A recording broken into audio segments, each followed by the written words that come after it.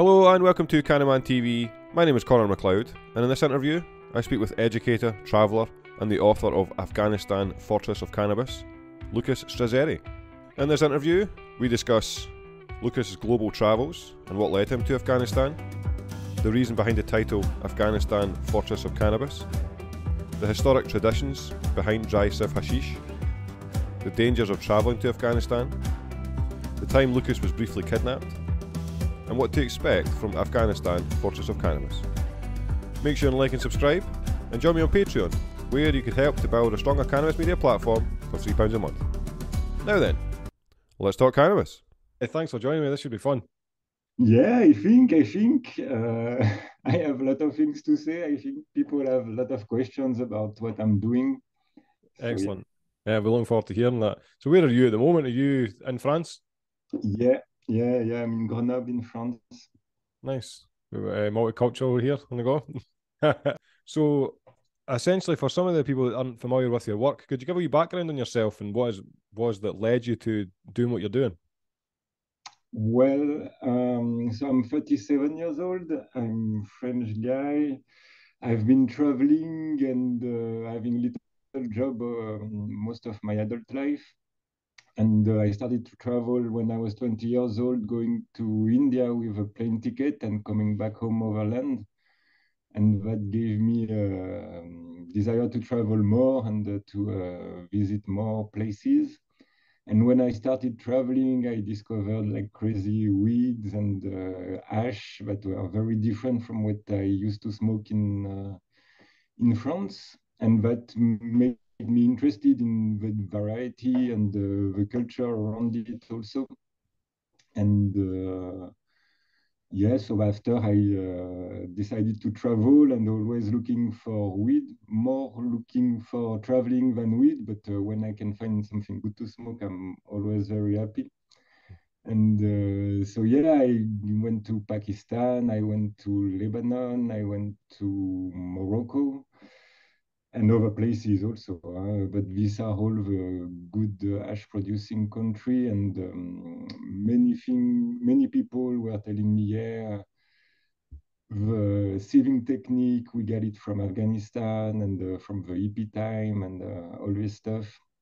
And the hash I was getting in Pakistan was really amazing and was coming from Afghanistan. And I don't know, when you're traveling, for many travelers, Afghanistan is really an interesting place, maybe because it's really difficult to access. But we get a lot of stories, from the 60s, from the 70s about Afghanistan. A lot of books have been written, Yeah. traveling books, travelers passed through. And I always wanted to go, and I thought it would be always complicated and dangerous and not easy to access. Like also like difficult to travel inside the country and this kind of things. But Is it right in saying that it was when you were in Pakistan that you came up with the idea to go to Afghanistan? well, when the first time I was in Pakistan in 2007, I went up to the border in Peshawar. You have a border, you have a road that goes to Kabul.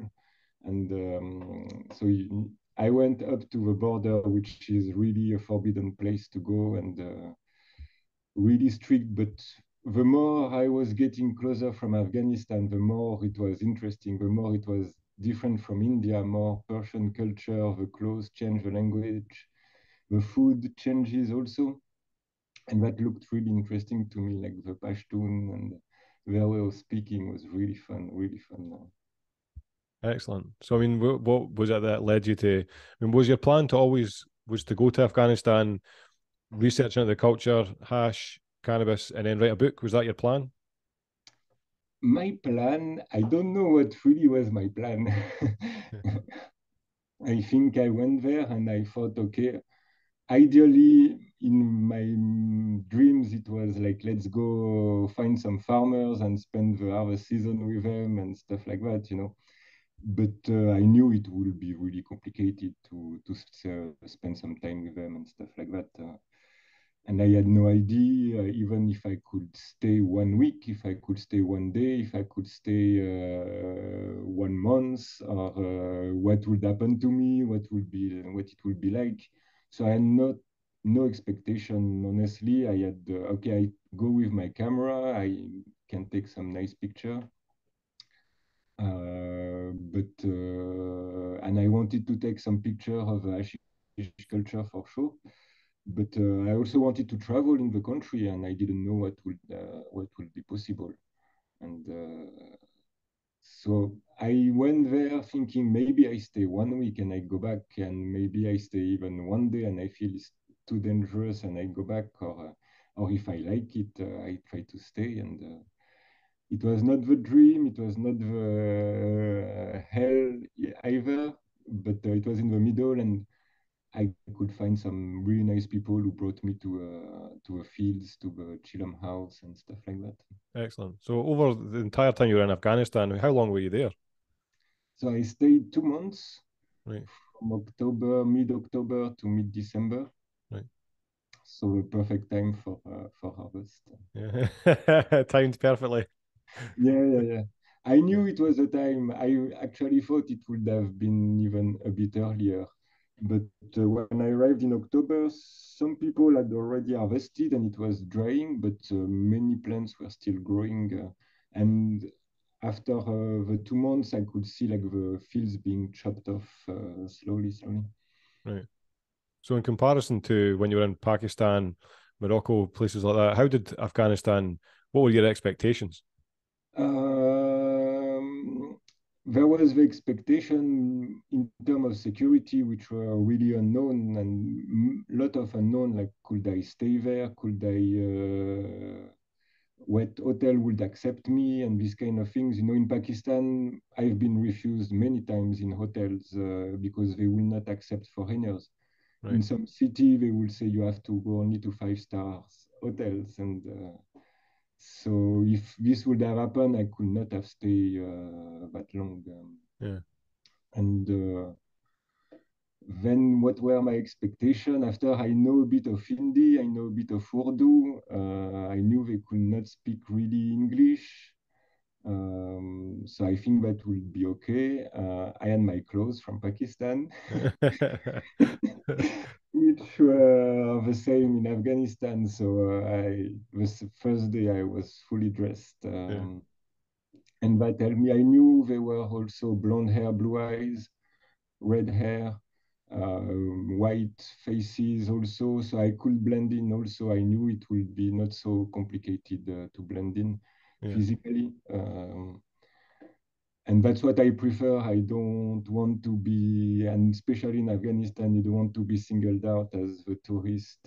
I remember in your book, at one point you had written that you had the feeling that there had been a communication to indicate to leave you alone, as you're just a photographer, whereas they could have thought you were to be potentially have malevolent intentions, that kind of thing. Yeah, yeah. Many people told me like if you are really a tourist, if you have no link with government, the Taliban, or let's say the bad guys, because there was not only Taliban, they will have no problem with you. They say they will, if you're really a tourist, it's okay.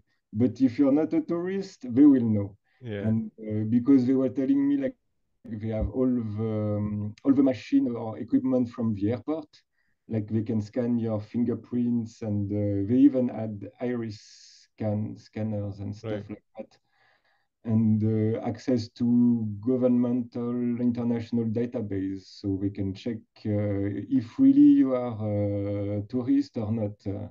Yeah. And some guys, they told me, if you are a tourist, no problem with you. There is no problem. But Yeah. then you don't know if you end up with the Taliban. Maybe the Taliban have no problem with you, but the bad guys, like just bandits, they want to take your phone, and if you don't give your phone, they can kill you. And these stories, people told me these kind of stories when I was there. So when you initially went to the Chillum houses, how were you received by the owners? I was received really well. Like But I was dressed like Afghans, and most of the time people will not understand that I was French. And it was only the time when I had to speak, and when they say hello to each other, they have a set of question and answer, like 4 or 5 question and answer that they say really rapidly. Right. Like, how are you? I'm fine, and you? And it's all like question and answer that comes really fast. And even if you know some Afghans, when you hear them on the phone, like when the first thing they say is a set of questions and answer, like they have to say it, whatever the circumstances. Yeah. And so me, when they say hello, you go, you enter, and you say hello to everyone sitting there, and everybody, Robasti, Jorasti, Daidasti, and me, I could not. So people were starting to do this, and me, I was,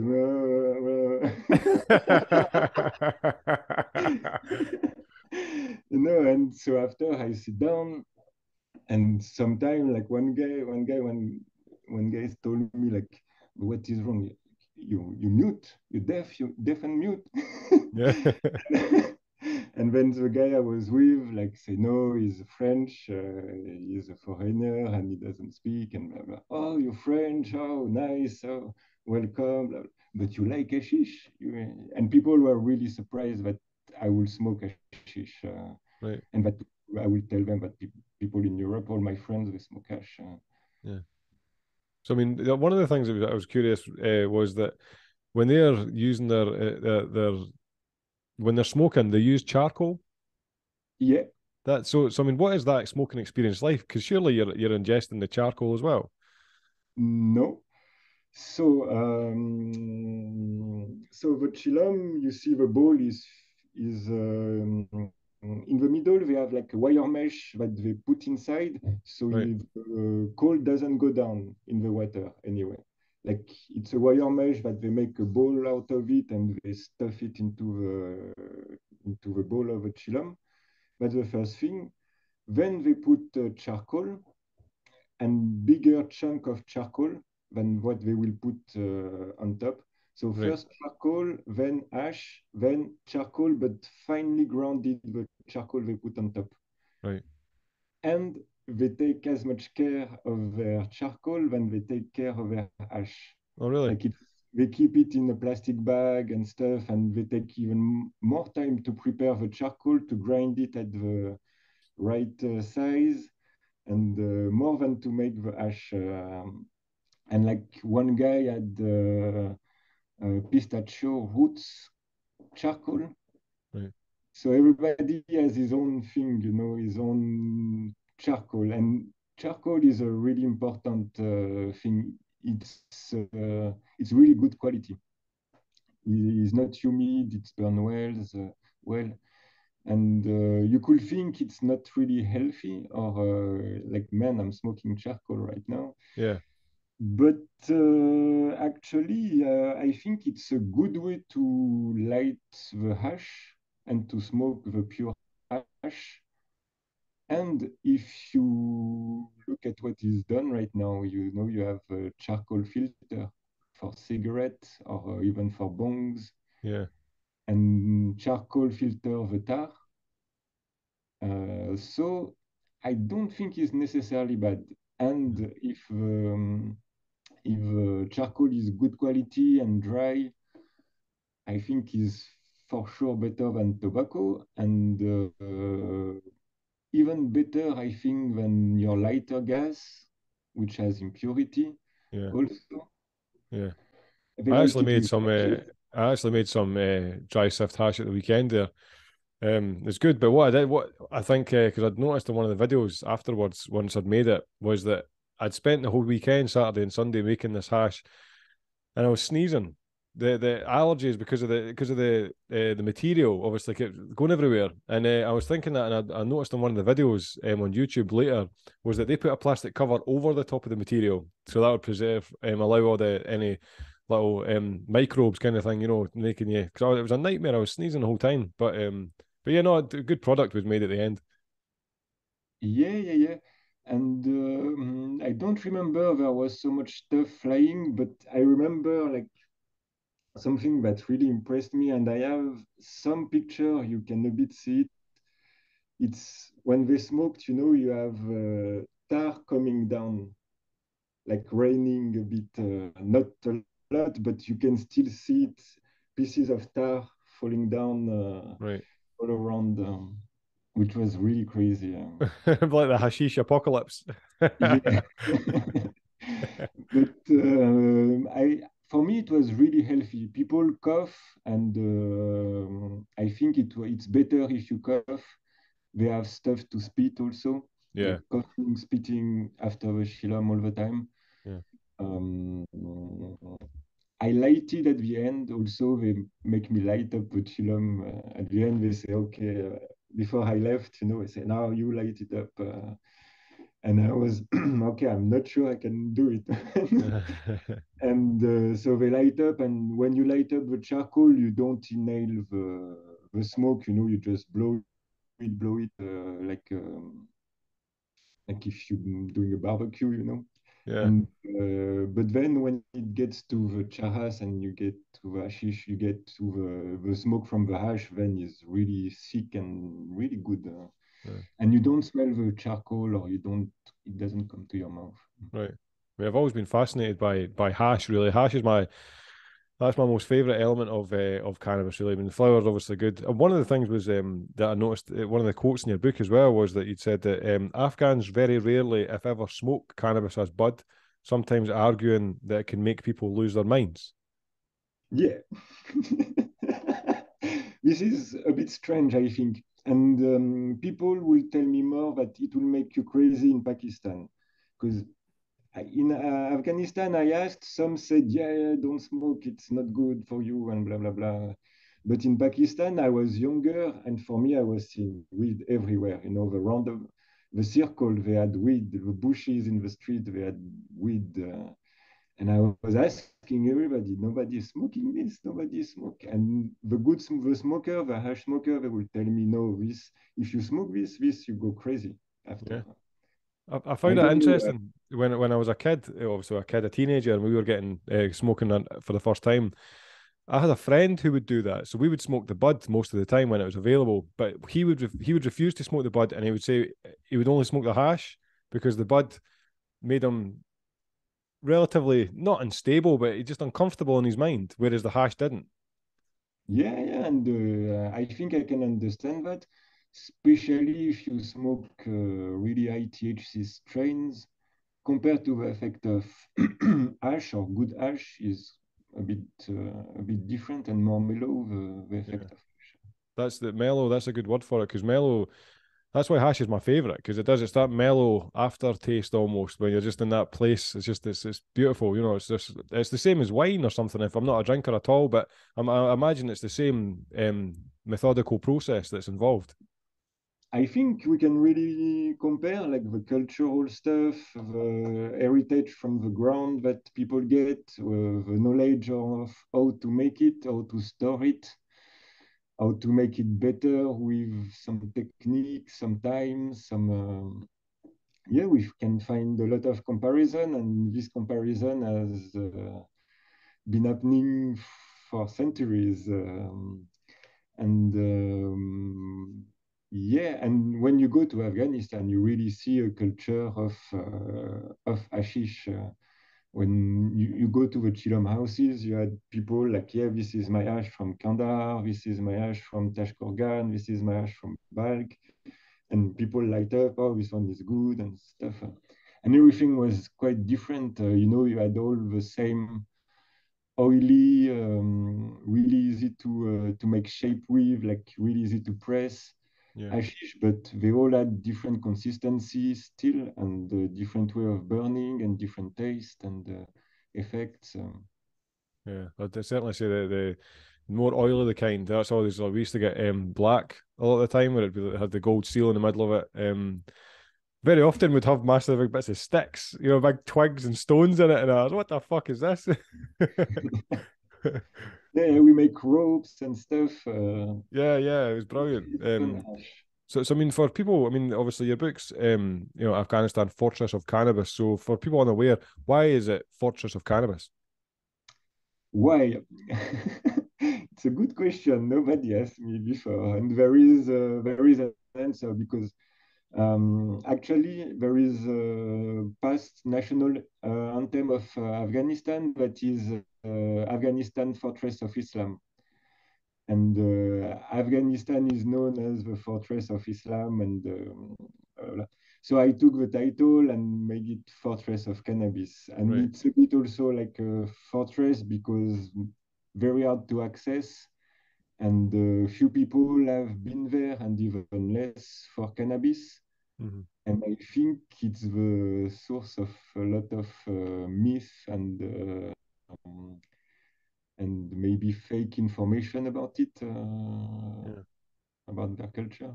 Yeah. Certainly, obviously, a very strong theme in your book is the need for the preservation of the genetic domesticates of the region. And that why that's a fitting title because it's the Fortress of Cannabis. So, I mean, what do you think?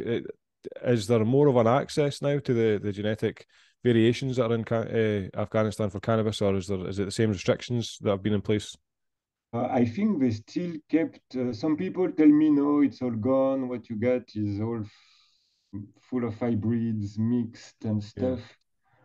For me, I really don't think so. Like the plant I could see in one field were all very different, and I saw really huge diversity in the plant. And in December, for example, you had some fields that were really rotten, like completely burned.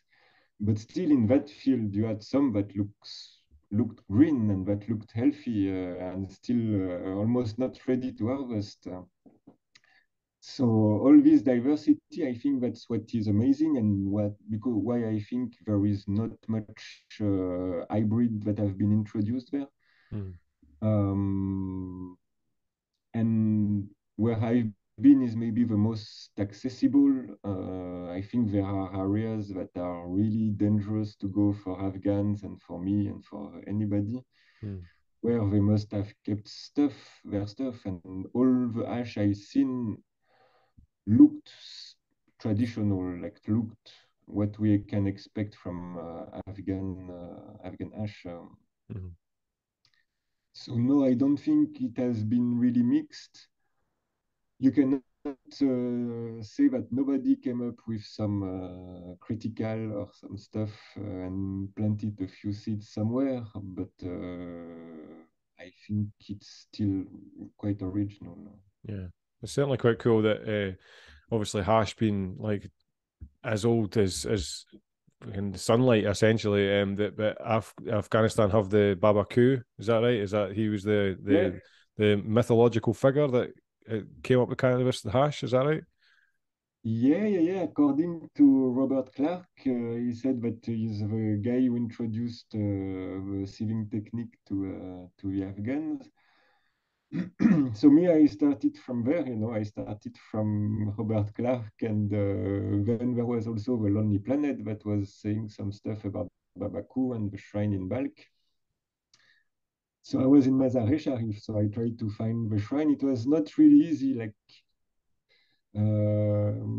few people knew, and then some guys told me, yeah, it's around there. And then I asked around the place, and people told me, yeah, go in this corner here.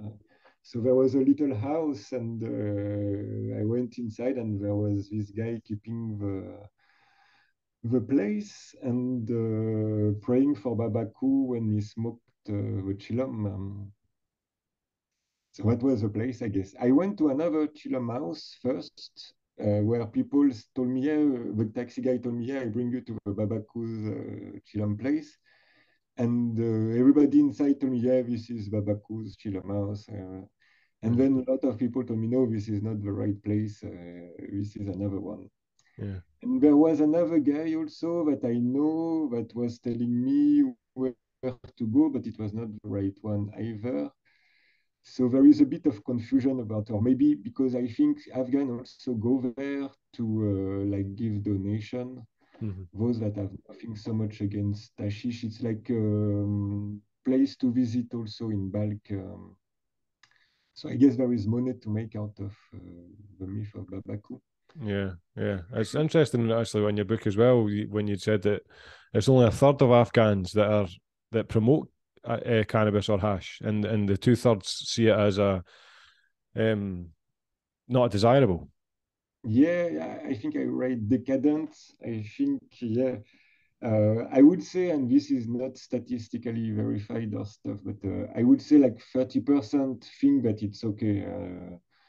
Right. But 30% smoke, but at least 30% have no problem, it's usual and stuff. But 70% think is really bad, religiously bad, and humanly bad, socially bad. Yeah. And basically, it's only the poor that, or it's something really negative or attached with poor people in Afghanistan to smoke hash. Mm. The beggars and stuff. The lower you go after, it's the heroin addict and stuff. But before that, there is the hash smoker. It's just before the heroin addict. And that's why people were really surprised that I would smoke hash, look for hash, be interested in all that stuff, because they see me as a French guy, so maybe more rich or wealthier, Yeah. so not part of the poor people of the country. I would attract the English one, the one that will want to speak English or that would want to tell me other things than their ash culture, and that will look at ash culture like, oh no, this is what bad people end up doing. Yeah. Yeah. Uh, Construed as bad anyway. It's it's a plan at the beginning of the day. yeah, and so that's why also they were very surprised to that I would smoke hash, that people in France or in Europe or even Mm. in the US they would smoke hash. And yeah, that was a shock because they were already the underground of their own society, Yeah. being visited by the kind of what they expect is uh, not civilization. I'm not saying that in that way, but they know this kind of hierarchy. They Yeah. have this kind of feeling also, and they have this expectation of a French person coming to them. And Mm. when they see I smoke, that I enjoy it, that I can take good puff on their chillum too, then they, wow. Then they get really happy, before they're a bit cautious and they're like, why this guy looking at us doing this? But when it's my turn, I take it and You just realize you're one of the gang. yeah. Then they say, okay, this guy smokes, no problem. Yeah. So at what point during your journey did you think about compilating all this information into a book? Not when I was there, not at all. When I was there is when I came back. When I came back, I saw all the pictures. I had all this. I had some idea, things to write about those pictures.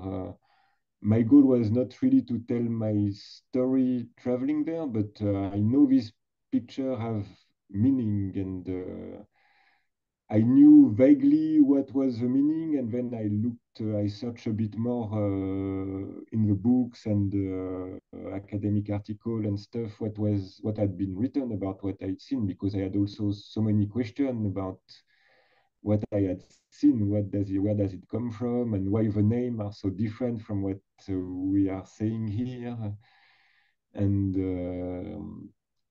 so I thought, honestly, my goal before going was maybe, okay, maybe I can take nice picture and I can find some media that want to publish this kind of picture. And when I came back, I tried to pitch some news outlet, Mhm. and nobody answered me. Uh, if they would answer me, it was to say they were not interested by this kind of stories. Right. And so for them, nobody is interested by that. I think I have things to say. I think it can interest people also. But I had no idea it could really interest people to make a book. So that's why I say, okay, if nobody want to publish my articles, I'm going to make a book and see what people react to it. And so I made the book, the first version of the book, and yeah, I sent it to most cannabis authors and stuff, and everybody was like, "Yeah, it's good. Picture are nice." And I started to sell it through Instagram, and people will buy it and will be happy about it. And I thought, okay, then there is an interest. But I was really surprised, like thinking, okay, it's really niche of niche, and will people be interested in that? And yeah, after the book, I get more media. People would like Vice published my stories and stuff like that. That's pretty cool. Yeah, yeah, it's cool for them, I think. But even today, now I release the book more properly, and it looks like a real book because before it was on print on demand, so really expensive to print and produce. But even today, it's really still really hard to access to media organization, and like even high times, like nobody answer me. I even call them. Nobody. I wrote to many of their staff. Zero answer, and I think, wow, did they see my email, or I think I have something relevant for them. Yeah. But no, I think I did the maybe same. it I will think I fix. sent some Cannaman cartoons in before, and I never heard anything back as well. Yeah, Same. I don't know how to access these people. I think you need contact or maybe to be introduced or Yeah. something like that. But let's see what the future. So when you actually started writing your book, what was the structure you've laid out is really quite appealing, because you start off with essentially the lineage, the direction in which cannabis kind of left its origins and then traveled around due to tourism and these kind of things. So I mean, what did you find to be the most challenging when you were writing your book about what to include? Uh, Honestly, I think is what to leave, what to not include. Um, Especially if you get into cannabis literature and academic literature, you can find everything. You can find lots of theories. You can find that I don't know, like Moise smoked in the tent before crossing the water and stuff like that, and smoke cannabis. It's full of supposition. And me, as I am not really trained for that, I tend to think that what is academically published is kind of valid. Mm-hmm. And like you can also read that like Egyptian pharaohs smoke cannabis and stuff like that, and you have quite some good literature, especially about that. And interesting article, but most of the time they are all supposition and exaggeration of maybe what is thought was cannabis. And that was, I think, the biggest challenge. And how to have something that just point to my purpose and to not spread into like I could have talked about hemp, I could have talked about CBD, I could have talked about a lot of different things, but I needed to stick to hashish and hashish in Afghanistan, and I tried to find everything that we know that could link to Afghanistan. Mm-hmm. I mean, this might be quite an ignorant question, but I mean, what is the hemp situation in Afghanistan? Do they just grow like full flower cannabis predominantly, or do they have sections of like industrial hemp? I have no idea about that. I have no idea about that. Um, I don't know what they do except of hashish. I have not seen so much stuff, but you can expect that what they don't use for hash, they are using it for other things. Materials and ropes and And things. yeah, after harvesting, they probably keep the stalks and Yeah, do something with it for sure, either wood for fire. yeah, Uh, I don't think they waste much out of the plant. yeah. I mean, I don't know. I've probably got it wrong, but I might have seen somewhere that the current Taliban government were actively engaged with legitimate cannabis businesses in some form of action. Is it some form of business dynamic? Is that accurate? Yeah, so there was this articles, I think it was about 6 months ago, I think, that a German company, or first it was an Australian company that wanted to make a business deal with Afghan Taliban government Yeah, to produce cannabis product. Not really THC stuff, but more like a balm or stuff like that, like cosmetics right. out of THC.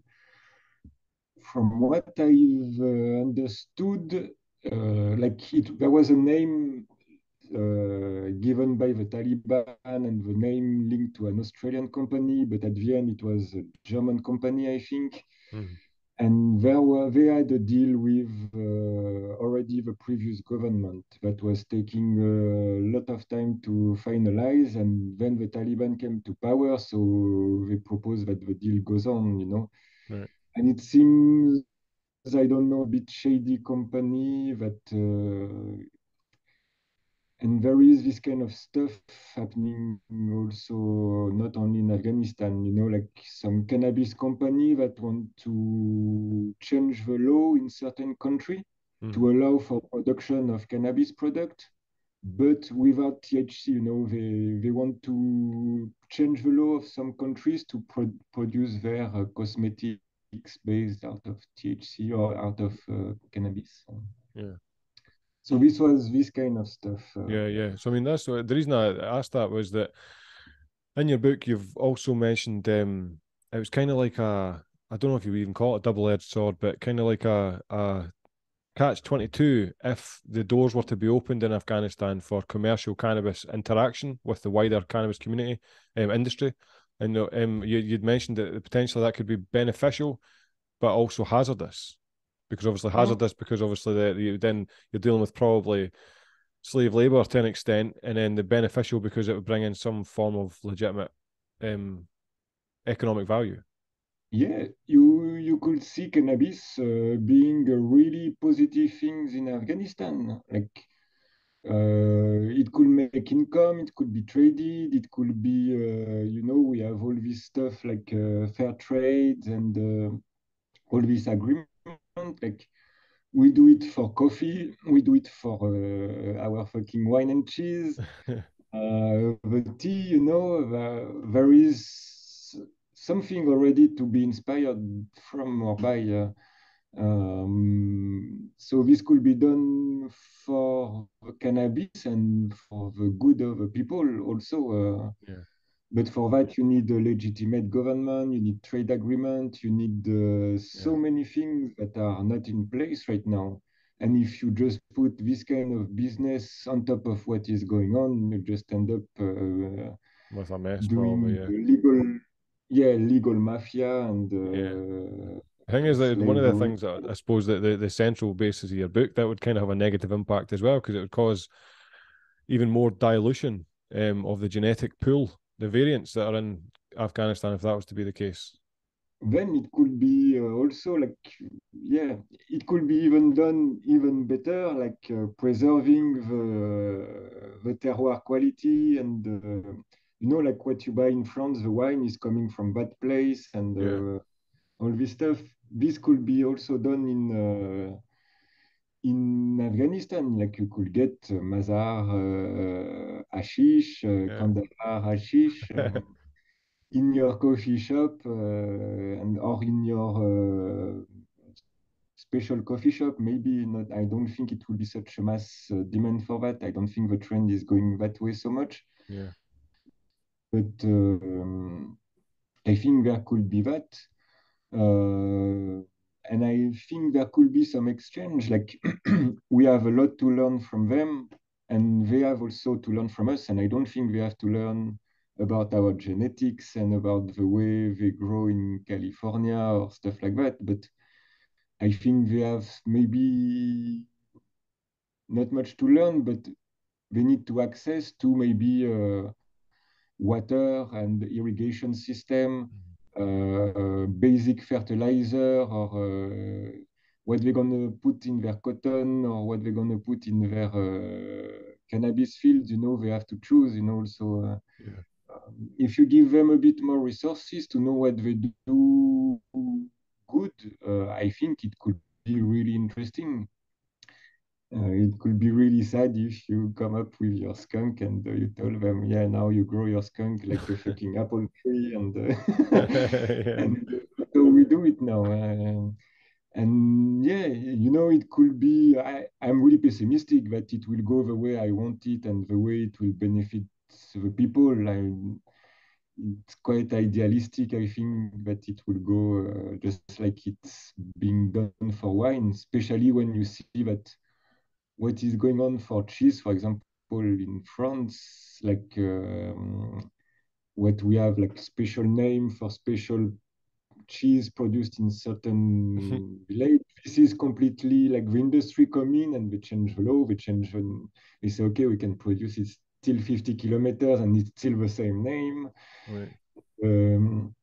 So you can see how the industry are also destroying what has been put in place some time ago. And so I don't know, I'm not much hopeful. I'm trying to give ideas of how it could be done in a good way, but Yeah.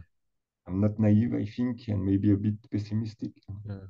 Very often you sometimes see that the fields in Afghanistan being destroyed by Taliban government. So I think without a authentic like push, I think they would kind of struggle. Yeah, and it was destroyed also under the previous government on the order of NATO. Yeah. The region where I was probably the most strict on cannabis, and there was real government pressure on the cannabis farmer to cut the weed. And some farmers came up to me like saying, "Yeah, tell them that they come, they cut these things. No, no, we don't like. We want to grow. Here, look, we grow only like that, and before we grow like that." The people were really pissed about this. Mm. So I don't know what is going on right now. Is really difficult to have information, and Yeah. probably the country is not much more controlled than what it was when I was there. Yeah. It's funny. There's a couple of parts of your book where you obviously it seems to be when anybody going to Afghanistan, there's like an explicit danger immediately kind of thing. And you put a couple of breadcrumbs throughout the book of moments of danger. One of them where it was like there was a bomb that exploded nearby. Is that right? This was in the past. This Right. was in the past. This was in Pakistan. But this was what I didn't want to see. I think if I would have, there would have been a bomb in Mazar-e Sharif when I was there, I would be out of the country. Mm-hmm. And I've been in a place where there was a bomb the same day, and is you don't want to be a tourist. You don't want to come up to a I don't speak, and Yeah. like what you doing here, man? Everybody is sad. Everybody is like really bad face, and you Yeah. come up, and this is not a place to do tourism. Yeah. Yeah. And so that's what I was fearing. And then, of course, you are scared of kidnapping and stuff like that. Yeah. And I've been also kidnapped. Well, that's what I was going to say actually, because that was quite a funny thing that you put in the book was that you Yeah, barely touched on it. You mentioned that this was better than the time when I was almost kidnapped, and then you moved forward with no more detail. So what happened there? yeah, yeah. So wow, that's a long story, but trying to do it short. So I was 20 years old in Peshawar. It was 2007. And I was with two other French guys. And in Peshawar in 2007, there was a lot of tourists. And what there was the hash smoker, and then there was the Japanese. And the Japanese, they would go to the tribal areas. So the tribal areas are maybe 50 kilometers on each side of the border between Pakistan and Afghanistan. So all along the border, you have what people call the tribal area. And it's a place that is supposed to not be controlled by the Pakistani government or even by Afghan government, and where tribal law applies. not the law of the country. Right. So basically, the government cannot do shit there, and that's where you have gun market, hashish market, and all the nasty stuff, all the nasty stuff that can happen in this world is there. Like people do business with all the nasty shit. Yeah. And so you are in the guest house and you have a Japanese, they say, yeah, we come back from the tribal area, we pay $50 and we shoot with a shotgun, 5 bullets. And they say, yeah, we saw like a big shop of hashish and stuff. And with a French guy, we were more like, yeah, hashish is more interesting than shotgun. And so every day we would say, yeah, let's go, let's go. And then one day, a Japanese girl came up and said, yeah, I want to go to the tribal areas. And we say, okay, let's organize, we go with you. And so we understood that the Japanese we knew before, they got cheated by some fake tourist guide, and they went to some fake tribal areas, basically. So we went we went by ourselves, we got the map, so you go to a place where there is a checkpoint and there is a big sign. It is quite famous that says tourists should not enter here. You need a permit to enter this place, blah, blah, blah. And we were there. So we were three French guys and the Japanese girl. And walking this place, we went there by bus. And walking to this place, it was the most crazy things I had ever seen in my life.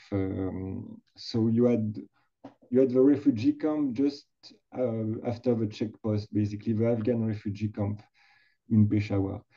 And it was the day where everybody, all the Afghans, they had to go back to Afghanistan. Like every 2 months, the Pakistani government would say, yeah, now it's over, you go back to your country and blah, blah, blah. So everybody will go back and the next day they will come back to Pakistan.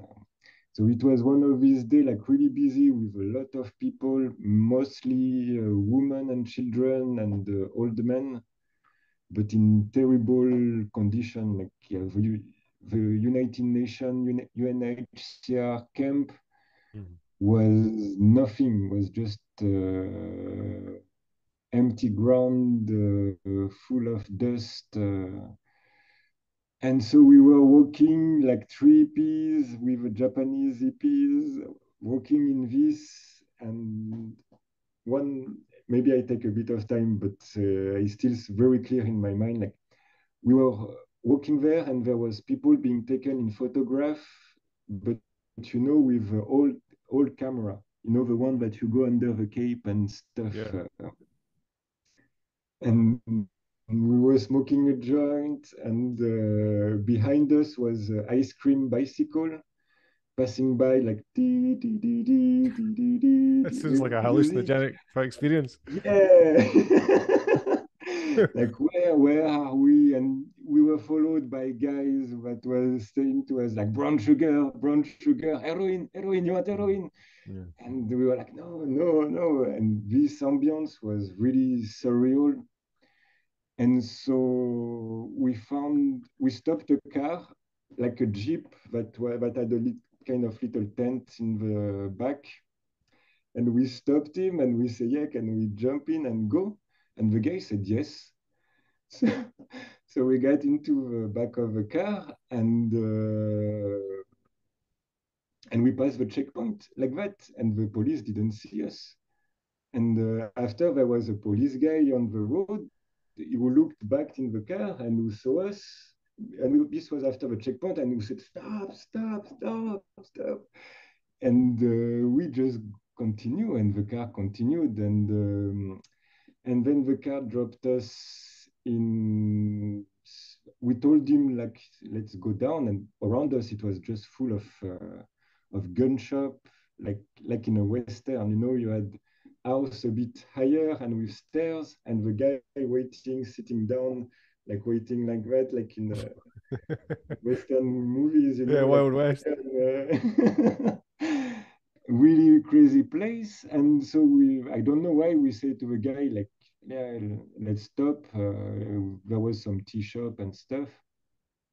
And the guy, we asked him, how much do you want, and he said like 100.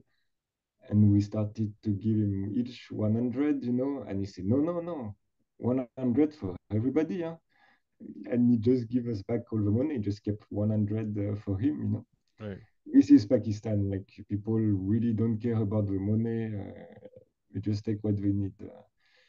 And there, one guy came to us and said, hey, you my friend, come drink chai, come drink chai, come drink tea. And he brought us to a shop and make us tea, give us something to smoke. And we understood that he was a bit crazy, like he started to fight with some other guys and stuff. And so we drink the chai and we say, okay. He was like, yeah, you my friend, me, I am Ben Laden's brother and blah, blah, blah. I am Afghan Taliban. And we said, well, okay, okay, we smoke, nice. And then we finish the tea and we say, okay, now we go. We are your friends. Yes, no problem. Good. But now we can go. He said, no, no, no, no, you don't go. We don't go. And he said, yeah, you drink one more chai. And we say, okay, we drink one more chai. But then after we go. And we drink the chai super fast. Like a fucking shot. Knowing that it was already going wrong, and we drink the chai super fast, and then we stand up and we say, now we go. And say, no, no, no, you're my friend, you don't go, you're my friend. I say, yeah, yeah, we're your friend, but now we go. And we start to step up outside the shop. And then he took a shovel and take the Japanese, and he said, no, you're my friend, you don't go with a shovel. And then one deaf and mute guy came to us and say, you go, this guy crazy. Like, he's the only guy that helped us, could not speak. Of course. But he was telling us, leave, go, this guy is crazy, blah, blah, blah. And we said, no, the Japanese is there. So we said to the guy, okay, we don't go, but you leave the Japanese. And so then he brought us to a bit behind the road, next to a little house, trying to find the key of the house. He could not find the key of the house, luckily. And we sit down, and he started to say, yeah, me, Japanese, 5 minutes, 5 minutes, zig, zig, 5 minutes, no problem. You give 5 minutes. And we understood that he wanted to rape a Japanese girl and was asking for the authorization from us, to rape her. And we said, no, no, man, you can't. This is not possible. We don't agree. Say, yeah, you my friend, 5 minutes, no problem, 5 minutes. And he was going full crazy, like starting to take off his clothes and stuff. And we were scared he had the knife because before he was playing with knives and stuff. And me, all the two other French guys, like they say, no, I don't smoke, it's going wrong. And me, it was going wrong, so I was fucking smoking even more. And so when we could talk, with the French guys, like you say, well, what we do, like police is not coming to take us, what we have to do. And one other guy was waiting behind also, and we thought, okay, this guy, after this 5 minutes, is next guy, and then it's next guy. Like, so we were quite stoned, and we thought like we were sitting on bricks. And we thought, okay, if something happened, we hit him with bricks, with the bricks. And so we were starting to think, like, how do you knock someone? How do you knock someone out? Like, where should I bang him? We could discuss. And he was like, yeah, 5 minutes, Japanese. And he was never talking to her. And the Japanese girl, she understood. She started because she had makeup. The veil was a bit here. She was smoking cigarette, but then she understood what was wrong. She would took stuff, and at some point she started to cry. We told her no problem, and she was a bit crazy also. Like she wanted to buy a pen gun because in the tribal area they make guns, and she wanted to buy a pen gun, like a pen that shoot bullets, you know. Right. And that was in the Lonely Planet. It was written that they make this kind of gun. So she was saying to us, yeah, I want to buy pen gun, and stuff. And So, I mean, how did you just get away from this guy? uh, Did you get away from this guy? I mean, I'm yeah, assuming you so just got away from at him. some point, he was really going crazy, and it lasted maybe 30 minutes of us negotiating, telling him no, no, no. And at the end, like police car arrived, and five guys came up, and with shotgun policemen, and they say problem. We just stand up and say no problem, and we left with them. Then they brought us to the big boss of the area, like governmental places. Also, they interviewed us. They wanted to make sure that we didn't come to cellar because they say, you don't know where you are. This is a crazy place. You have no idea. People get robbed, killed, stuff. And so they wanted to interview her. We get to the big boss who said, yeah, man, I could give you a big fine and blah, blah, blah. And he said, I'll tell my men to bring you back to the checkpost. And so we come back with a police escort, you know, with big guns. And all the police guys in this place, they were like, yeah, no, here is good. Here is really good. And we all had a piece of hash All right, nice. in the hand. Yeah, and we came back driving with the police in the police car, smoking hash and stuff. Yeah. And the crazy stuff is that when we end up alone, everything is over. The Japanese girl, we ask her, man, are you okay? You're fine and stuff. And she said, yeah, I love danger. I love this kind of experience. Nothing happened to us, so it's so great, blah, blah, blah. And she said, tomorrow we go back with a permit. And we looked at her and we say, whoa, What the that's fuck? a bit tough. And then we thought a bit and we say, yeah, she is not so wrong. We should not stop on something negative like that. And the same day we went to get the permit to the governmental agency and they told us, oh, is you this morning get caught? You crazy, you're completely crazy.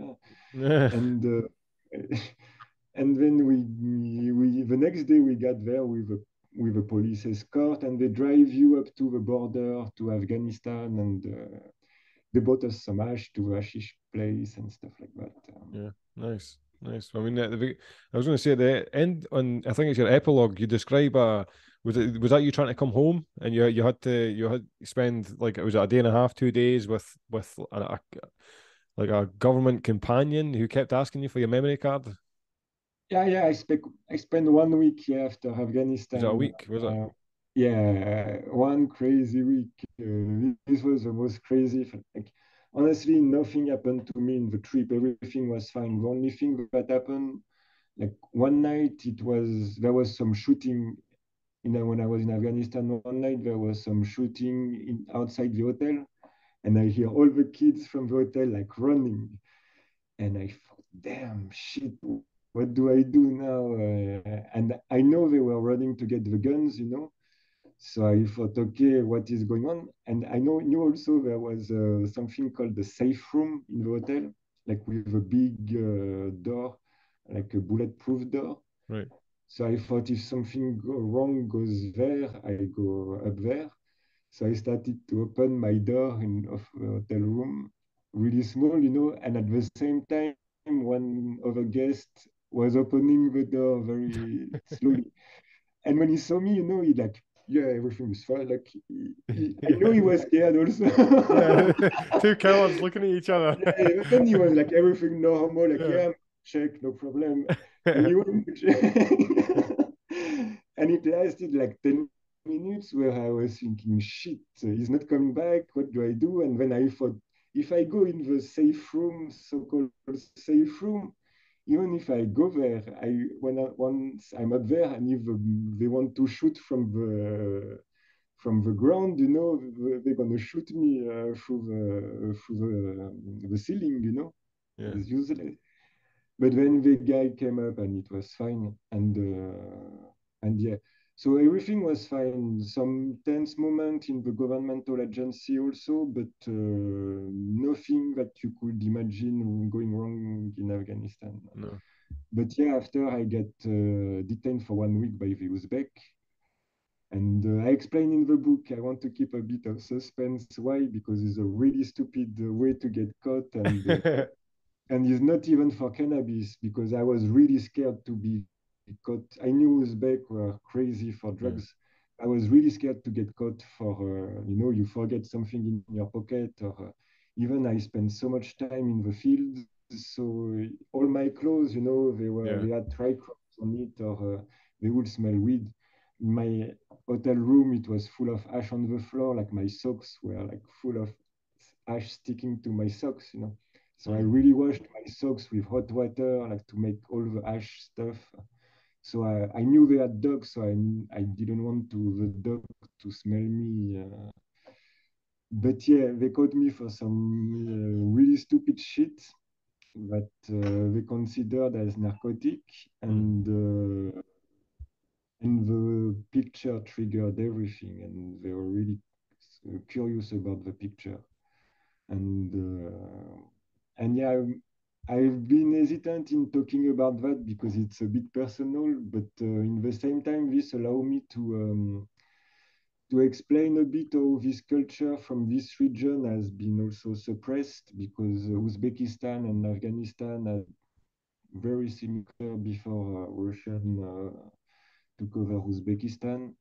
And also, after this caused me to be interviewed by the French intelligence services, Right. and so I told them everything, I told them, yeah, I went to smoke hash, I took crazy picture of hash smoker and blah, blah, blah. And they told me, man, you have no idea of what you've been doing. You're completely crazy. What you've done is really dangerous. Like they took a map, from Afghanistan, and they told me, like, right now, show us everywhere you've been. And also the Uzbek, everybody was asking me, have you been to Kunduz? Have you been to Kunduz? And I know Kunduz was the Taliban stronghold. Right. And I was saying, no, fuck no. I knew I should not go to Kunduz. I met so many guys in Pakistan, like they were from Kunduz. They escaped the war. They escaped their own country with arms missing or an eye is missing. I had no desire to go to Kunduz at all. No. And but then they were telling me, so yeah, you've been this road, here's this road. Some Spanish guy from an NGO, they got beheaded on the side of the road here on this road. And me, I was telling them, yeah, but me, just before here, I swam in the hot spring. And we were like, what the fuck, you completely crazy. And they made me a bit realize, like, maybe it was really not a smart thing to do. And because right now many people tell me, yeah, I want to go too. Next time you go, let's go. I go with you. Fuck that. I've read your book. I'm not up for that journey. And but also maybe I wanted to say that maybe I was not really conscious of what I was doing and where I was, Yeah. and that maybe in other circumstances or in other places, or maybe, I don't know, another personality could have gone wrong. Mm. And even for me, the French guys, they were like, yeah, they were telling me, like, they took a decision to keep you alive, basically. Mm. And me, I'm kind of paranoid also. I'm always thinking about worst thing can happen. I have a plan for the worst. And I told them, no, but me, I'm paranoid, but you're even more paranoid than me. Yeah.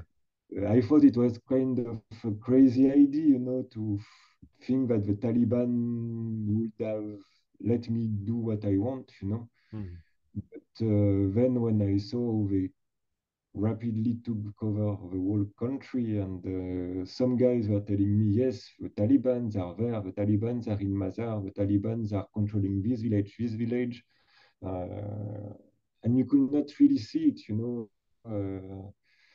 But people were really scared. For me, it was really something unexpected. You know, everywhere you would go, you had to come back before night. You could not go out at night. People would not like to go out at night. Mm.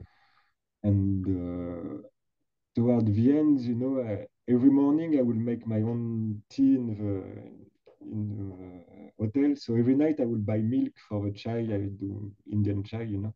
Right. And every night I would go to the same supermarket to buy some milk for the next morning.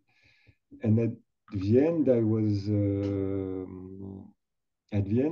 it was a bit cold, and so I had a lot of clothes on me, and I went there and said, "Oh, today," they say, "Oh, today you have the guns, huh? Today you have the guns." And I said, "No, you're crazy. I have no guns here." And they say, What? You have no guns?" And I say, "No, no, no. I have no guns on me." Say, "No, you're kidding. You have guns. Come at night here, you have guns." And I say, "No, no, you can check. I have no guns." So the guy started to check me, and he checked. He said, "Wow, he has no guns. He has no guns. This guy is French. He come here at night. He has no guns. He's completely crazy." And I was like, "Yeah, if I have a gun, I shoot my leg when I walk in." I don't want to ever use a gun in my life. And yeah, people were scared. Drivers, they will not want to drive me. Most of them. I had to find some special driver that will be willing to take me, and even they will not want to take me everywhere. Yeah.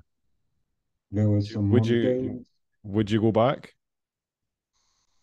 Honestly, I would go back. Yeah, definitely. If I can get a bit of money to be a bit safer and to do more things, because you need to have a taxi driver, you need to have a translator, uh, to do things a bit more interesting, you know, and ask real questions and have real answer.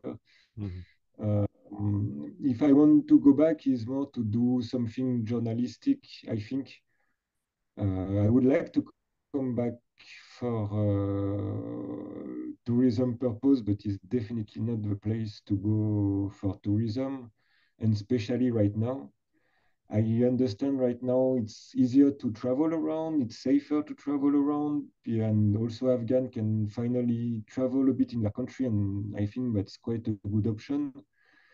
But I think going right now and being publishing anything about it will be just like vetting for the Taliban government, which I don't support. I didn't support the NATO government either. But Mm.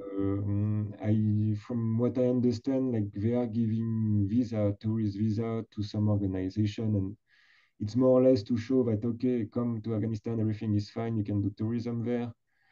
I think when I was there, it was still quite safe, and not the worst time, maybe one of the best time in. But right now, it's really a much more of a political act to go traveling there for sure. Right. But I would love to go back for journalism. Mm. And essentially to have go there with insurance. You know, I went there without insurance, with not much money, and that was really unconscious. I think if something would have gone wrong, that would have been crazy situation. Yeah, it's just certainly, like I said, I'll put all the links in the description below for where people can find your book. But that's certainly that crazy situation describes the end of it. Like that's bizarre. Like I certainly would choose somewhere else to go on holiday personally. Yeah, there is reason to be hopeful. I think if the Taliban government can function and can be functional, why not? It's people need the time to breathe and time to have a normal life, and it seems to go more towards that direction. Of course, women education and women social status and all this stuff is really wrong and going worst. But what I saw was really difficult to bear, and child labor and all these things I've seen, and a lot of there is a lot of responsibility from the West on what is going on in Afghanistan. I could talk a bit more about that another time maybe. Yeah. But I saw really, I think, another side of capitalism, and I think I saw the garbage of capitalism. And I think capitalism in this world need the garbage, where to send all the nasty stuff, all the to make all the nasty business, and to still make money on rubbish. Mm-hmm. That has a function, and sadly, that For anybody who's actually looking to buy your book, what would you think your book would be offering them? well, I think it's a really interesting book for the picture because they are really rare. This kind of picture have not been published for the past 40 years. And it's really rare to see like Afghans smoking cannabis, Afghan fields, Afghan making hashish also. Uh, and then the information that is inside, I think, can be relevant for anybody who is interested in cannabis in general, in traditional cannabis, in hashish, but also in people that are simply interested in Afghanistan or Central Asian culture. Because I don't just talk about cannabis, I also explain how it's linked to the Central Asian culture. Mm-hmm. And yeah, I've read some books that are called Drugs in Afghanistan, some academic writing, and I think I've seen things that people have not really seen or documented. Mm-hmm. And I used everything that I could from the academic knowledge to write my essay. And while adding the little things that I could not find in those books. And also it linked different books to kind of tell the story of hashish, or at least what we can tell today about what we know. Right. So I mean, when you were over there and you seen the dry sift method, did you see various regions doing it like in person, or did you like just to see if there was any difference between the methods for them to produce their product? No, I was very lucky to take this in picture because it was really at the end of my journey, of my stay. Mm-hmm. Probably the picture of the sieving are the last days I took picture. And so no, I've seen only this guy, and he was a hash master that people would bring the weed to him and he would sieve it. You could also bring your resin powder to him and he would clean it and make it even nicer. Right. But from what I've seen, like he used what is on the market, available on the market to make his sieves. And if you look, one of his sieves is looking really similar to another guy's scarf, and actually is the same. So I think they use really basic stuff, and what they have on them available on the market. And probably each farmer has his own scarf that he used to sieve his cannabis, his own bags, Mm-hmm. um, and looked really homemade. He just put a scarf and tied it with some rope, and Mm-hmm. really, I think that's why genuinely there's like I've got a real passion for that method. It was the very first any form of extract I actually made when I was a teenager. That's probably obviously going to have some sentimental value, but I think just when you're in those regions that have had it for centuries, it just kind of feels like you're watching history in real time. That's what's going on there. It's a historic, you know, you can almost feel the mysticism associated with it, Yeah, and especially when you are in the shrine of Babaku, that the guy is praying for Babaku before lighting the chillum, you know. Yeah, You get all this stuff and all the ceremonial, and what they smoke is quite old also, like the technique. Like I have some picture of a Neisha technique where they smoke hashish straight from the burning embers, and yeah, you feel like in a cannabis history book, even if that doesn't exist, but or in a hash museum at yeah, least. What should be the hash museum, maybe? Afghanistan, I have to say, it's apart, but everybody who tells me I want to go to Afghanistan, I always tell them, man, go to Pakistan instead. Pakistan, it's easy to go, it's easy to get the visa, it's easy to travel, to find a plane. And there, people are living kind of a normal life. Even if you compare to India, it's still a bit more sad and more problematic and more restrictive and more, okay, dangerous if you want. But you go to the mountain in Pakistan, you will have no problems. Some valley they are some valley they are not even Muslim. Some valleys they are Ismaili, where they don't wear hijab and this kind of stuff. Uh, and very welcoming, very welcoming. When you enter from India to Pakistan in Lahore, like people tell you, welcome Pakistan in the streets, you know. nice. And yeah, I've been to hotels in the mountains where the guy is telling you, like, yeah, if you have no money, don't worry. If you know there is no ATM in the mountain, if you don't have money, I give you some money if you need to continue down to the All city. right, that's pretty cool. Really, you feel really welcome, and you have access to all the traditional stuff that are gone in Afghanistan. Actually, all the Sufis and stuff celebration. I ask, where are the malangs? Do you know some malang? Like that is the name for Sufis in Afghanistan. And many people, to all the malang are gone. They are gone. They are dead now. And in Pakistan, you still have that culture quite alive and very accessible, very accessible. Right, You can, as a tourist, you find the celebration that are not made for tourists easily, such as.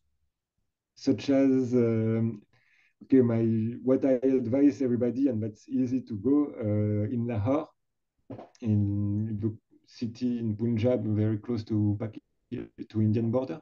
Hmm. Uh, every Thursday, there is a Sufi celebration in a Sufi shrine. And basically in Lahore, there is one hotel to go where every tourist go. And so you know in the hotel, you are with every tourist in the city, they are in your hotel, you know. So Yeah, you have like a kind of community, you are not alone. You can go with other tourists, visit stuff. And the guy from the hotel is really nice. He's organizing the trip in the afternoon to Kawali music. So it's traditional music. This is also in a mosque. You go in the underground and you sit with people and people play music. People play music whether there is tourist or not. You know, they don't play for the tourist. You just come to see their celebration. yeah. And in the evening, the guys, they organize rickshaw. You don't pay anything, you know, you just pay for the rickshaw and shared, so it's very cheap. And they bring you on the Thursday night to a Sufi shrine where you have a big celebration with big drums.